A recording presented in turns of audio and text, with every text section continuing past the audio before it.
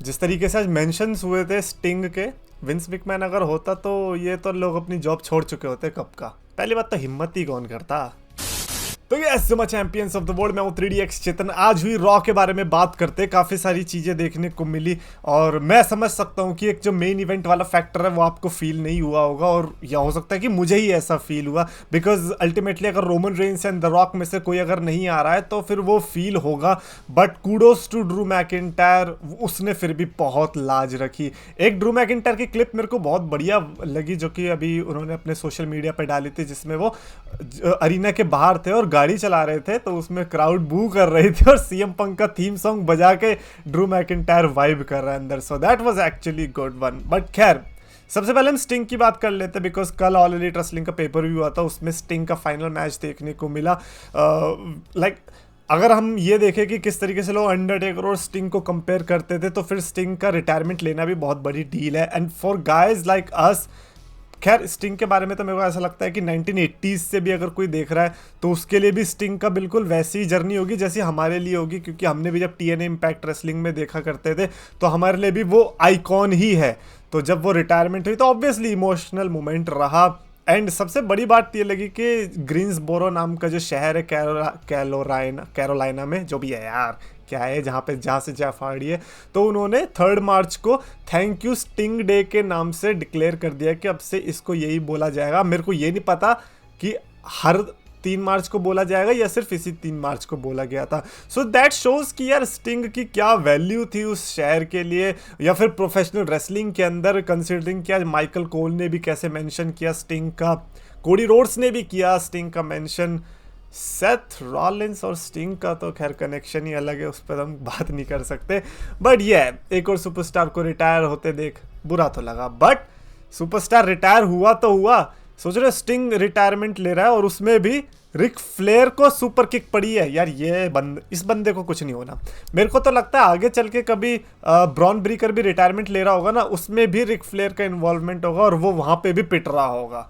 Ric Flair is just legend man. और आज की रॉ में देख, सबसे पहले तो मैं अंड्रादे भी देखने को मिला था आज लड़ते हुए, लेकिन अपोलो क्रूज से यार, अपोलो क्रूज का भी तो रिटर्न हुआ है। इतना चिल्ला चिल्ला के तुम कह रहे हो अंड्रादे का रिटर्न हुआ है, लेकिन अगर देखा जाए तो मेन रोस्टर में टीवी स्क्रीन पर अपोलो क्रूज का भी रिटर्न हुआ है, लेकिन नहीं, वो बेचारा इतनी बॉडी वॉडी बना के आता है, इतना खुश होता है यार। मैं तो अगर अपोलो क्रूज के बेटे के लिए बड़ा फील करता हूँ, जो भी बच्चा बेटा या बेटी कोई भी होगा, वो तो बोल देता होगा अपोलो क्रूज की भाई आज टीवी मत चलाना, आज मत देखना, तुम्हारे पापा नहीं आ रहे टीवी स्क्रीन पर। वो क्या बताएगा कि ये इतनी मेहनत करने के बाद मैं ऐसे हारने आया हूँ।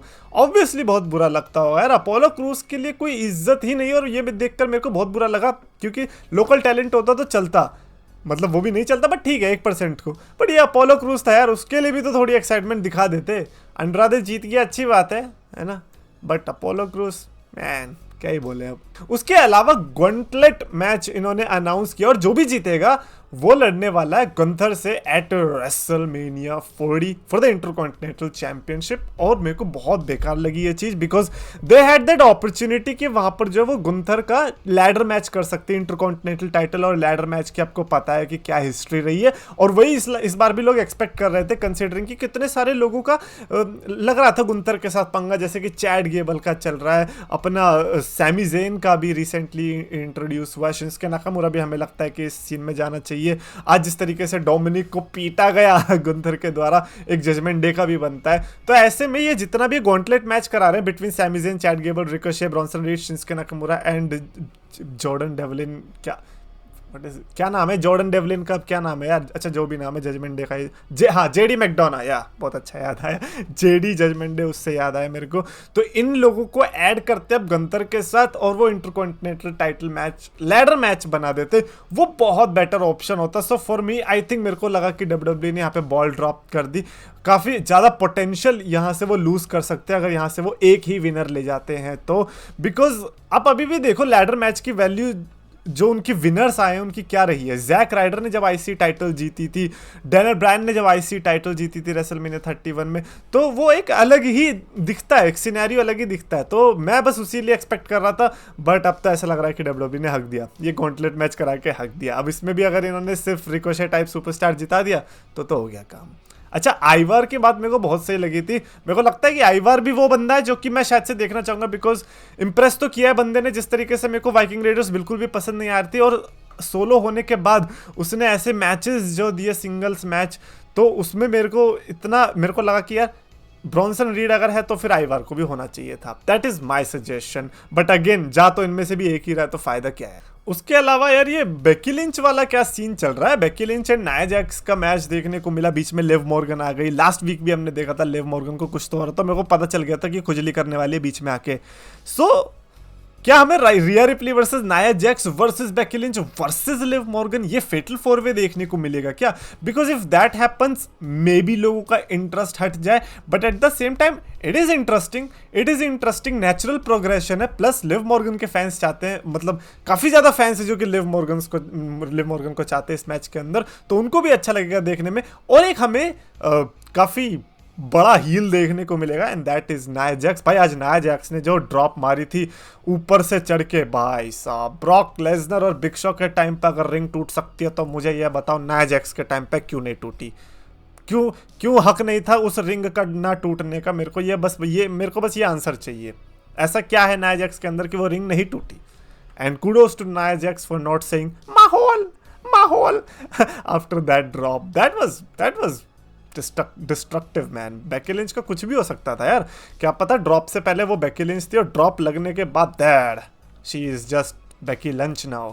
सेथ रॉलिंस का अब मेन सेगमेंट ऑब्वियसली यही था हमारा, Cody Rhodes and Seth Rollins वाला, जिसमें कि अब कोडी रोड यार this is so funny. Seth Rollins wanted कि मैं हेल्प करूंगा, मैं तेरा भाई आएगा, तेरा भाई। अब कोडी रोड्स कह रहा है भाई आएगा ना पक्का, क्योंकि मैं समझ सकता हूं तेरे को लड़ना है ड्रू मैकिंटायर से, बट वी ऑल नो कि if you are ready to do 2 match thing, कि भैया Cody Rhodes versus Roman Reigns हो गया नाइट 2 में, तो फिर एक मैच आप नाइट 1 में भी लड़ रहे हो टैग टीम मैच, तो ऐसा सेथ भी कर सकता है। Seth can have Drew McIntyre on night 2 और नाइट 1 में ये वाला मैच है ही टैग टीम मैच वाला, तो उसके पूरे चांसेस है। बट मेरे को ट्रिपल एच पे बड़ी हंसी आ रही है। सेथ रॉलिंस ने बोला होगा यार मैं इंजर्ड हूँ, कुछ कर यार, ट्रिपल एच रेसलमेनिया भी आ रहा है। ट्रिपल एच ने बोला ओके करता हूँ, एक काम कर तू दोनों दिन लड़ना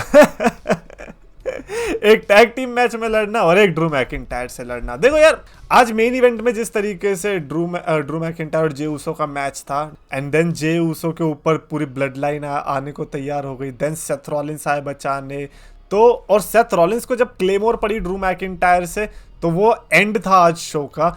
बट मेरे को ये अब थोड़ा डाउट हो रहा है कि क्या सेथ रॉलिंस सही में चूज करेगा कोडी रोड्स के साथ, या फिर वो दोनों ही पिक कर लेगा। बिकॉज सेथ रॉलिंस का अभी तक ये था ना कि वो फाइटिंग चैंपियन है, तो ऑब्वियसली वो दोनों ऑप्शन पिक करेगा कि मेरे को ड्रू से भी लड़ना है नाइट 2 में, और नाइट 1 में मेरे को ये सुपरस्टार वाले मैच में भी आना है। सुपरस्टार इसीलिए कह रहा हूँ बिकॉज ये सुपरस्टार मैच ही बन गया। मेरे को लगता है कि ये ऐसा मैच है जो कि रोमन वर्सेस कोडी से ज़्यादा इंपॉर्टेंस रख सकता है, बट द फैक्ट कि इसकी ऐसी स्टिपुलेशन है कि हमें रोमन वर्सेस कोडी में ज़्यादा इंटरेस्ट आने ही वाला है अल्टीमेटली, क्योंकि उसकी जो स्टिपुलेशन है वो यहीं से डिराइव होने वाली है। तो ऐसे में रेसलमेनिया नाइट 1 और नाइट 2 को जो इन्होंने पैक किया है, मस्त किया है। अब सेथ रॉलिंस के ऊपर है, बता दो हमें कि तुम आ रहे हो या फिर कोडी रोड्स बुलाए अपने भाई को, डस्टिन रोड्स को, ये भी ऑप्शन अवेलेबल है, ठीक है ना। लेकिन रॉक को तो सेथ रॉलिंस ही चाहिए, पता नहीं क्या ये आदत लग चुकी है इन सुपरस्टार्स को। ड्रू मैकिंटायर ने कहा तो कोई भी आता है सेथ रॉलिंस, सीएम पंग आया सेथ रॉलिंस, कोडी रोड्स आया सेथ रॉलिंस, रॉक आया सेथ रॉलिंस, ठीक है भाई सेथ रॉलिंस ले लो। पर ड्रू मैकिंटायर का गोल चैंपियनशिप होना चाहिए बस, ठीक है ना। और ये मैं ड्रू मैकिंटायर को तो कह रहा हूँ, लेकिन डेमिन प्रिस्ट तुम भी सुन लो कान खोल के, तुम्हारे पास भी ब्रीफ केस है, उसमें लंच बॉक्स नहीं है अंदर, उसमें कॉन्ट्रैक्ट है, प्लीज यूज कर लेना। एनीवेज ओवरऑल आज की रॉ मैं कहूँगा कि it was definitely interesting. Cody Rhodes versus Seth Rollins वाला सेगमेंट मेरे को लगता है कि अभी ये खींचेंगे, क्योंकि यार देखो रोमन रेंस और रॉक जैसे सुपरस्टार जब हो किसी स्टोरी लाइन में, तो आप ऐसे एक्सपेक्ट नहीं कर सकते कि वो हर शो में आके आपको कुछ देने ही वाले हैं।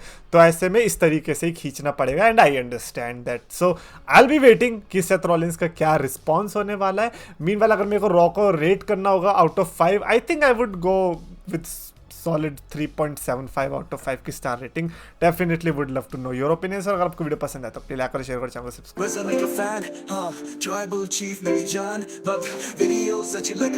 सब्सक्राइब